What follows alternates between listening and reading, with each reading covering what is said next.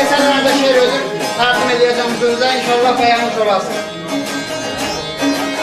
Atadan kardeşten harayı gelmez. Yalanı doğruya davuşsan əgər.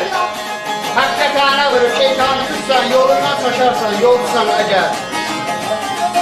Sidaqət insana böyük hünərdir. Hak edən hakikat qalıp qalandır. İstəsən ürəkdən tanrı verəndir. 5-10 gün dünyada düz olsan əgər. Söz var ki, eşitsən ürək titrər. Söz var ki, alışan ürək söndürər. Söz var ki, qeyrəti doşa gətirər. Yerində bilənə danışsan əgər.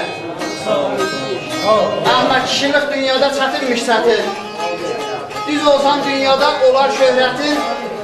Danışsan düz sözün artar qiymətin. Ustadlar dilindən söz alsan əgər. Bilim də cavanlara deyirəm. Akar sular dərd aparar. Akar sular dərd aparar. Dərdin olsa sulara deyil. Yar xərabı çətin olar. Ürək dolsa dağlara deyil. İşarə ver gözlərinlə, dindircinlə, dillərinlə. Yollara bax həsrətlə, yar həsrətin dağlara deyil.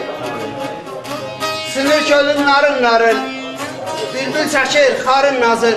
Yar da çalır cəfa sazın, bu bədəni dağlara deyil. Əhməd demə dərdin olsa, hicrana döz gözün də olsa, könül sınmaz yarın olsa, dağ sözümü dağlara deyil.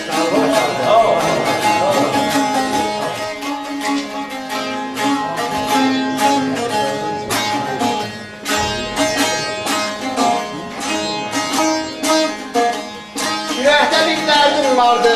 Dərdə dərman olaydı kaş. Min bir sözdən pinhanımı birim bilən olaydı kaş. Qurbət eldə qalanam mən.